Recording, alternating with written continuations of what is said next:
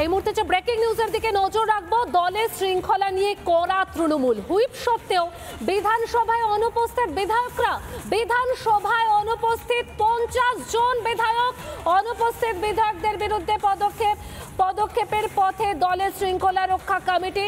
মুখ্য সচেতকের সঙ্গে কথা পরিষদীয় মন্ত্রীর।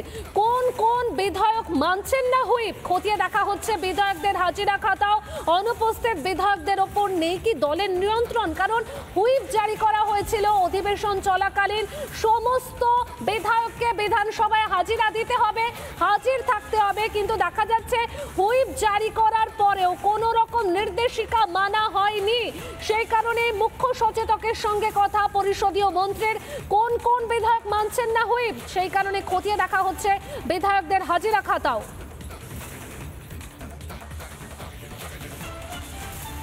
তৃণমূল কংগ্রেসের আবার শৃঙ্খলা কমিটি। তৃণমূল কংগ্রেসে কোনো শৃঙ্খলা আছে বলে ভারতবর্ষের মানুষ, পশ্চিমবাংলার মানুষ কেউ কখনো দেখেনি। এটার আসল কারণ হলো ওই 50 জন বিধায়ক এই 4 বছর ধরে যে তোলাবাজি করেছে, সেই তোলাবাজির পার্সেন্টেজ আঞ্চলিক তৃণমূল কংগ্রেসের সর্বভারতীয় সভাপতি অভিষেক বন্দ্যোপাধ্যায়ের কাছে যায়নি এবং কালীঘাটেও যায়নি। তাই এদের এইসব নাটক। যে বলা হচ্ছে 50 জন বিধায়ক অনুপস্থিত থাকার জন্য তাদের শোকজ করা হয়েছে, এটা আইওয়াশ, এটা অন্য কিছু না, এটা মানুষকে দেখাবার জন্য।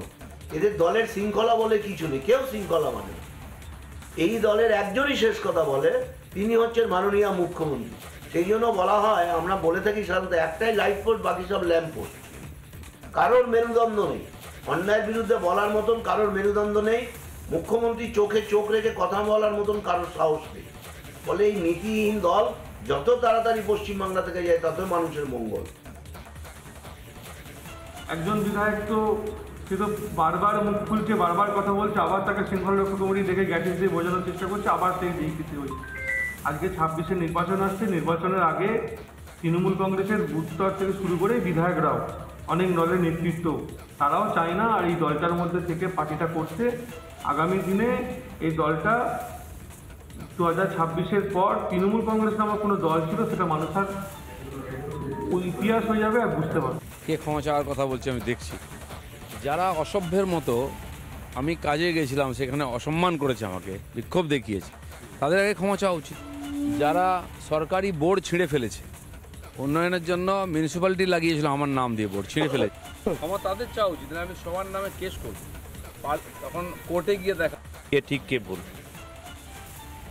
বিধানসভায় থাকা বা না থাকা, হুইপ অমান্য করা, এগুলো খুব একটা বড় বিষয় অন্তত তৃণমূল কংগ্রেসের অভ্যন্তরে নয়, যদি না সে টাকা তুলে দিতে সক্ষম হয়।